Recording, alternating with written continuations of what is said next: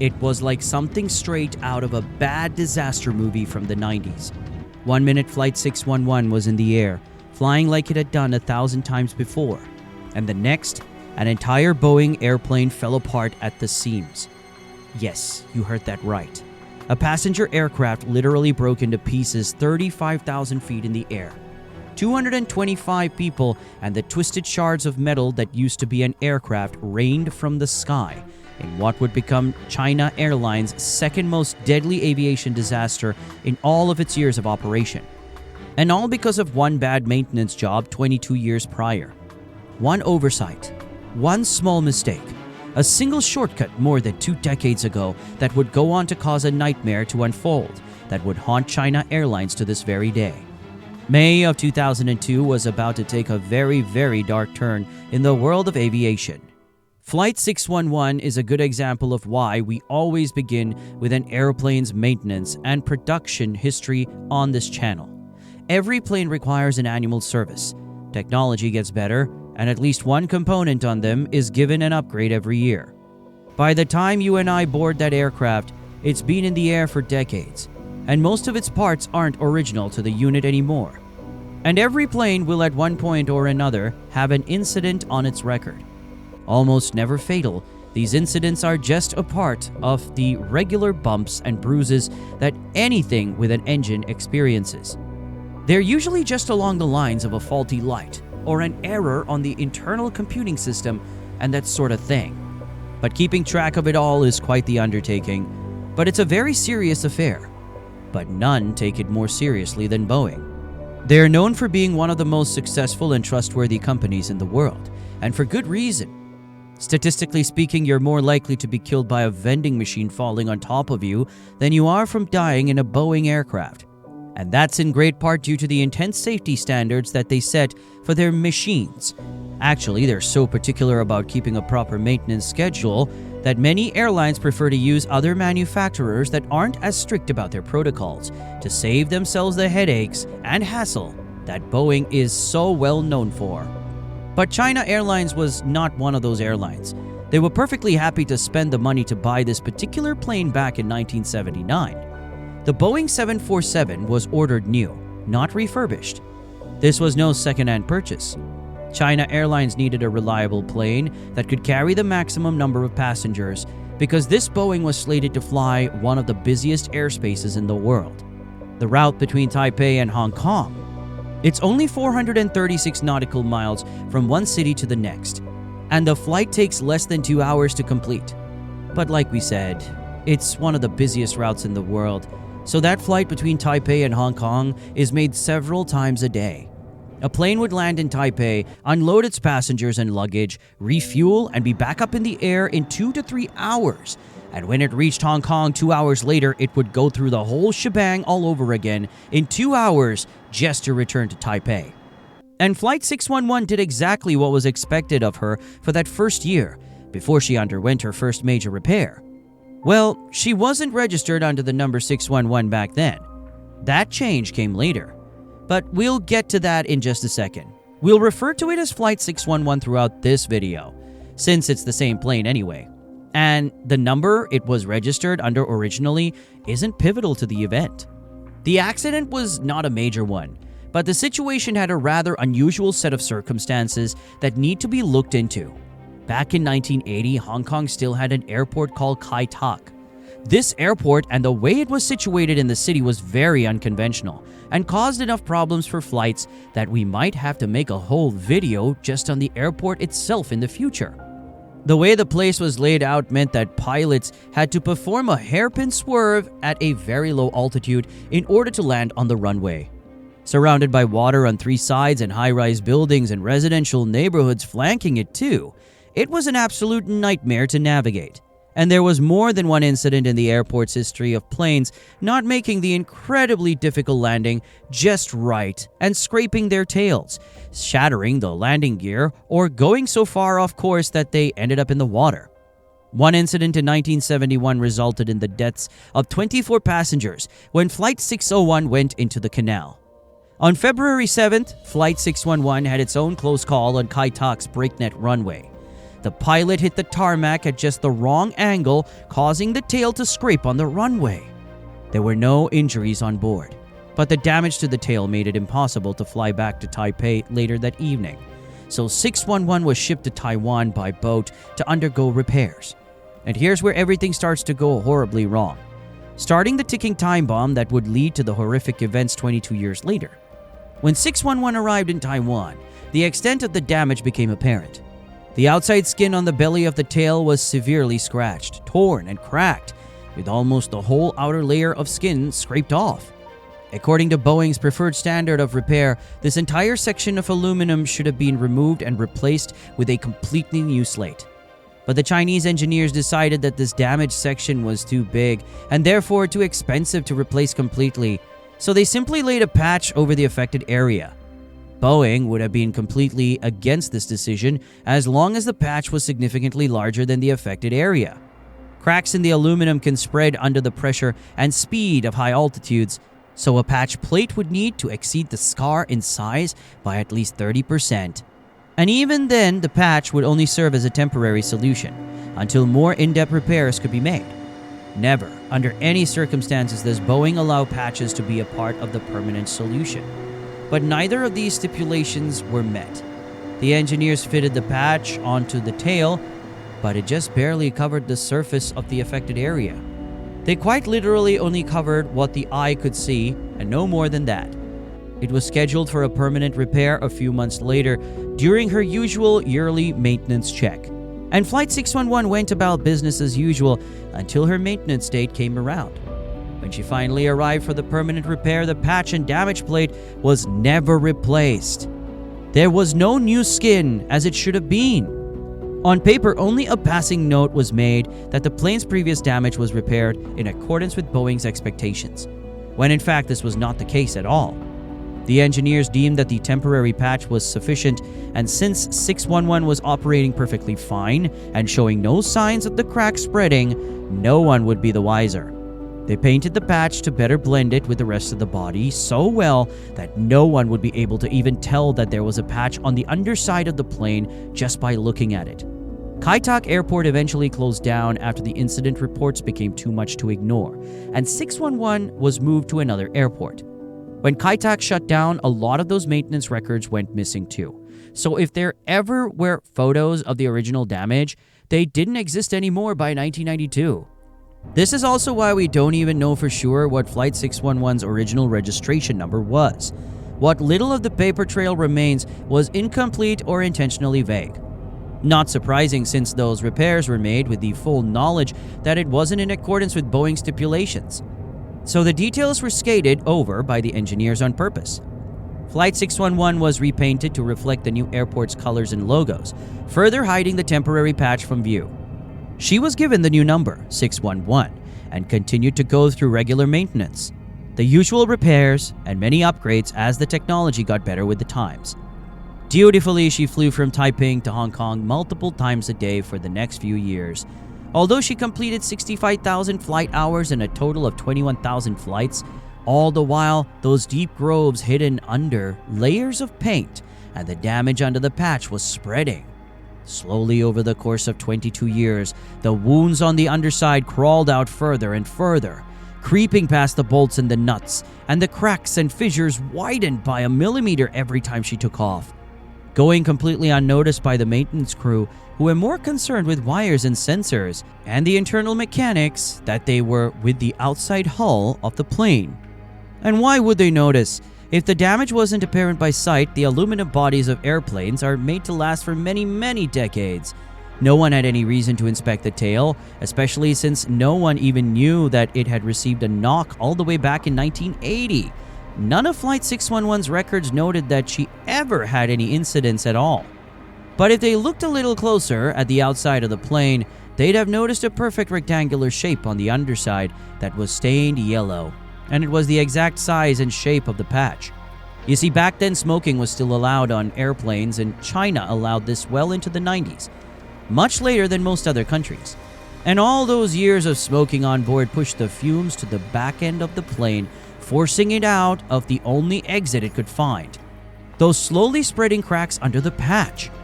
The yellow stains on the outside were nicotine stains, but they were probably mistaken for weathering and no one bothered to take a closer look. Ironically, nicotine staining was once used as a simple yet effective way to find leakages and minute stress features on planes back in the day when smoking was allowed on planes. This should have been a massive red flag for any inspection. And finally, on the 25th of May 2002, that ticking time bomb took to the runway again, ready to take off from Chiang Kai-shek International Airport in Taiwan to Hong Kong International Airport, less than 2 hours away. Among the 19 crew members were Captain Yi Ching-fong, First Officer Shi Ya-xiong, and Flight Engineer Chao Sen-kuo. All three men were in their 50s, and they'd spent their entire adult lives in the air. The two pilots had both logged in more than 10,000 flight hours each, and the engineer had logged in a whopping 19,000 hours in the span of his career. These guys were not novices, and they'd have been perfectly capable of handling just about any situation that came at them. But as we now know, this flight didn't exactly experience a run-of-the-mill technical issue or a little turbulence. Far from it.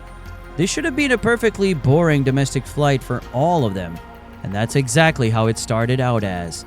For the first 20 minutes at least. The 206 passengers boarded, making up a total of 225 people on board. There were 190 Taiwanese nationals, 1 Swede, 9 Chinese citizens, 5 from Hong Kong, and 1 from Singapore. Thankfully, it doesn't look like there were any children on board this deadly flight, so we can at least take some solace in the fact that, for once, a child didn't have to die because of a negligent maintenance crew. At 3:07 that afternoon, Flight 611 was off the runway and in the air, right on schedule as she always was.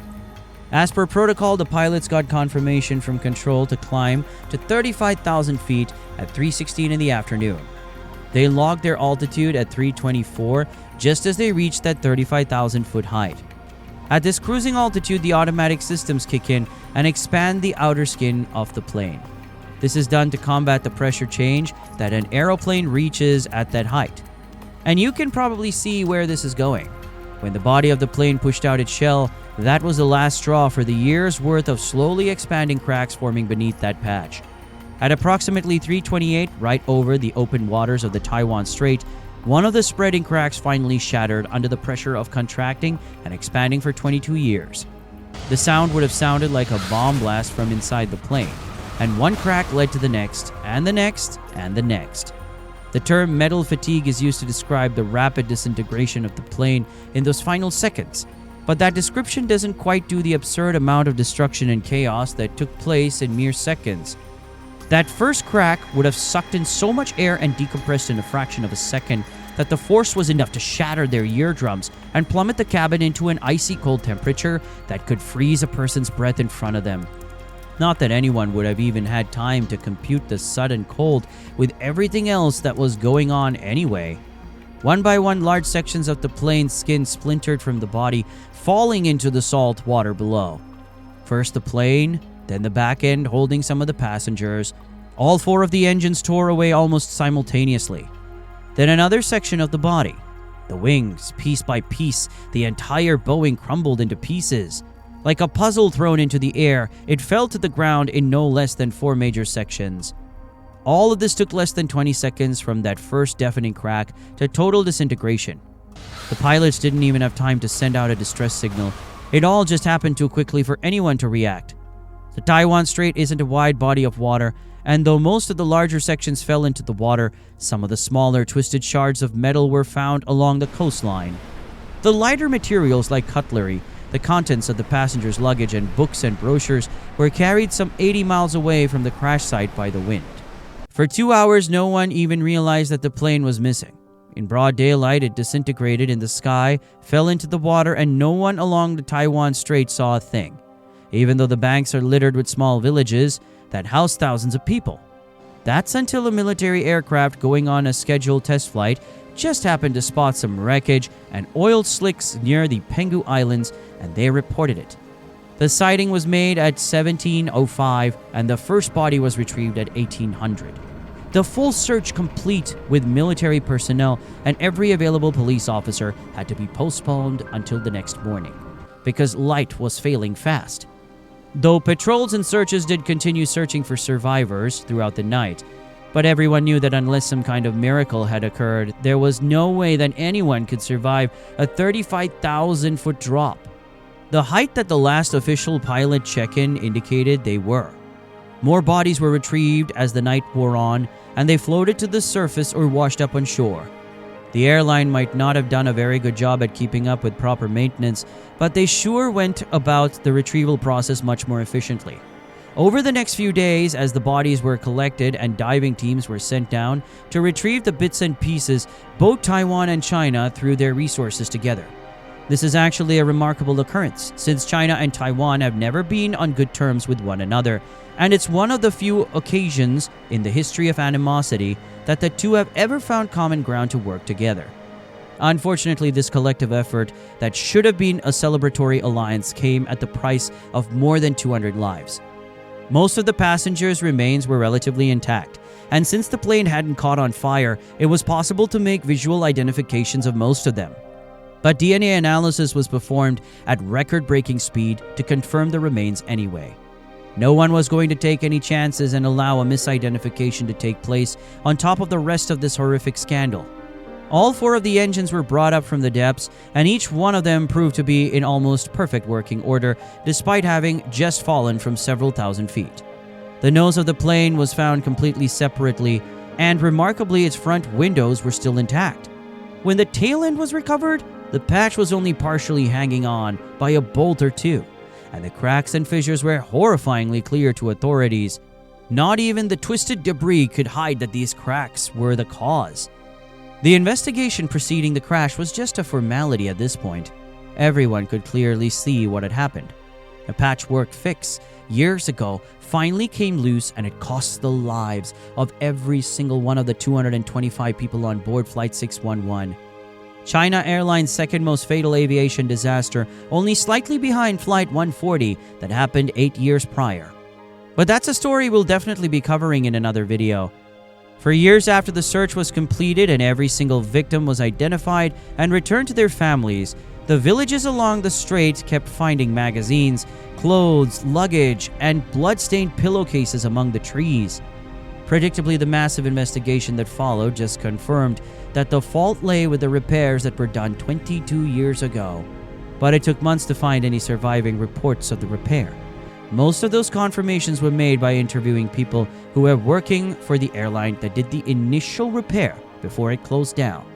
The paper trail was virtually non-existent by that point. Obviously, Boeing was not responsible, and the airline that did the rush job was to blame. But the airline was now closed, and with the Chinese government going out of its way to dispute any evidence that was brought forth, the fight to bring someone to court, for the families to receive some sliver of justice, well, it sorta just fizzled out after a while. Boeing reviewed their structural repair manual, making it harder to get away with hasty repairs done to save money. Now, every major repair needs to be overseen by a Boeing engineer, and the hoops that airlines have to jump through to keep up with Boeing's high standard of safety has lost them quite a few major contracts. Airlines are opting to use aircraft from other companies that don't have such intense safety procedures instead. Flight 611 was a bittersweet end. On one hand, every single one of the passengers and crew were found, identified, and were given a proper send-off by their families. A rare occasion when a plane goes down in any body of water, but no one's been forced to pay the price for the loss of 225 lives due to a cheap cut-and-paste repair job that had every opportunity to be discovered in the 22 years since the terrible repair was made. Yet no one connected the dots. No one did a proper nose-to-tail observation, and not one single person bothered to report the truth all those years ago. And there's the fact that Boeing tightened its standards even more after this incident. If you're going to fly any plane, let it be a Boeing. It's almost impossible to get by their standards anymore. They just won't allow any civilian to fly a plane that does not meet the highest standard of safety, even if they weren't responsible for the accident. Boeing would not allow its name to be attached to such a disgraceful and negligent mistake on one of their machines ever again. A tragic reminder that every major corporation wants to save a dollar, and just how easy it is to lose information. Even if that first repair was done in poor taste, if the maintenance records were at least honest and readily available, then there was still 22 years for someone to pick it up and fix it properly. But at least we can rest easier knowing that because of events like these, Boeing are safer than ever.